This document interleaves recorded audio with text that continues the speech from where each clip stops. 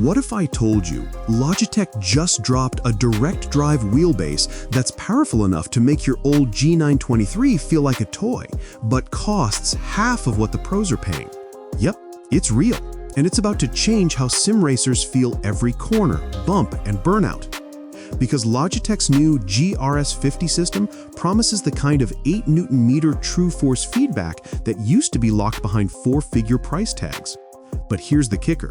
It's not just about power, it's about precision, immersion, and cross-platform compatibility that actually works. So, does it really live up to the hype? Let's find out. Logitech calls this the sweet spot between the entry-level G923 and the flagship Pro DD11. And honestly, that's exactly what it feels like.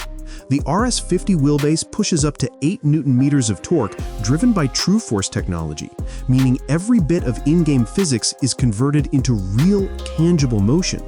You'll feel tire slip, gear shifts, and even subtle traction changes, all tuned for realism. And yes, it's compatible across PC, Xbox, and PlayStation depending on which version you get. It's flexible too. Use it on your desk with a clamp or bolt it into your full sim rig with the included hardware. Add the RS Hub and you get quick swap rims, customizable RGB rev lights, tactile joysticks and dials, and full G-Hub control. Then there are the RS pedals, smooth Hall effect throttle, and a 75-kilogram load cell brake that measures pressure, not distance. Translation, braking finally feels real. You can even add an optional clutch module to complete your setup. So here's the payoff. Logitech has officially bridged the gap between casual and competitive sim racing. The RS50 wheelbase starts at $350 or $700 for the full system.